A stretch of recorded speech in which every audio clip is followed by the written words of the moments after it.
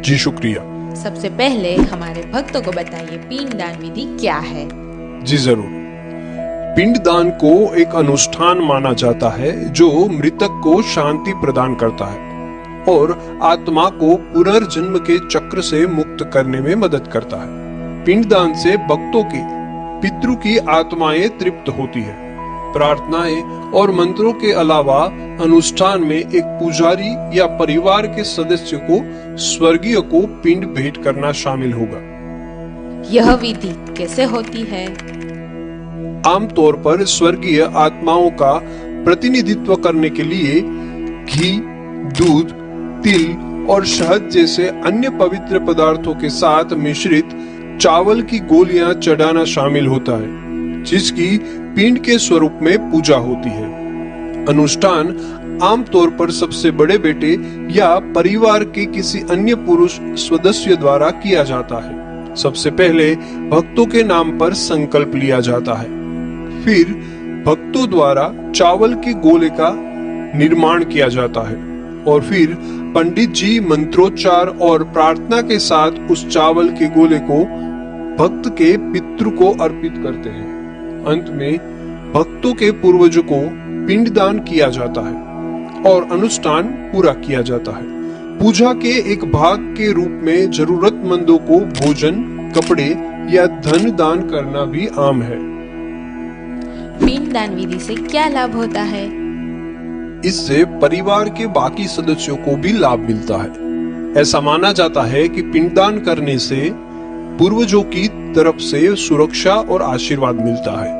जब परिवार अपने स्वर्गीय प्रियजनों को पिंडदान देता है तो मृत्यु के बाद भी पृथ्वी पर मौजूद आत्माओं को शांति मिलती है। पिंडदान लोगों के जीवन को सफल, शांतिपूर्ण और समृद्ध बनाता है। पिंडदान करने से इन पैतृक ऋणों को कम करने और परिवार पर किसी भी तरह के नकारात्मक प्रभाव को दूर करने में मदद मिलती है। हमारे भक्तों को पिंडदान विधि का महत्व बताइए। हिंदू परंपरा में जीवित लोगों का नैतिक कर्तव्य पितृ ऋण माना जाता है। अपने पूर्वजों का सम्मान करे और उन्हें याद रखे। पिंडदान करके व्यक्ति इस दायित्व को पूरा करते हैं और अपने पूर्वजों के प्रति अपना आभार और सम्मान व्यक्त करते हैं। ऐसा माना जाता है कि मृत पूर्वजों के अनसुलझे मुद्दे या अधूरी इच्छाएं जीवित वंशजों को नकारात्मक रूप से प्रभावित कर सकती है, जिससे बाधाएं पैदा हो सकती है और उनके जीवन में कठिनाइयां आ सकती है। पिंडदान विधि कब करनी चाहिए? आमतौर पर हिंदू परंपराओं के अनुसार शुभ माने जाने वाले विशिष्ट समय के दौरान किया जाता है, जैसे कि पितृपक्ष अवधि, जो हिंदू चंद्रमा भाद्रपद आमतौर पर सितंबर में आता है। ये मृत्यु तिथि पर या अन्य महत्वपूर्ण अवसरों के दौरान भी किया जाता है।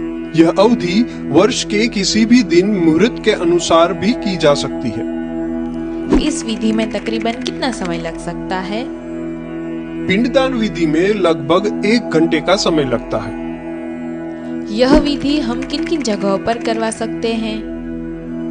यह विधि अक्सर नदियों जैसे पवित्र जल किनारों के पास आयोजित किया जाता है। विशेष रूप से वाराणसी, हरिद्वार, गया, प्रयागराज और रामेश्वरम जैसे पवित्र स्थानों पर करवाया जाता है।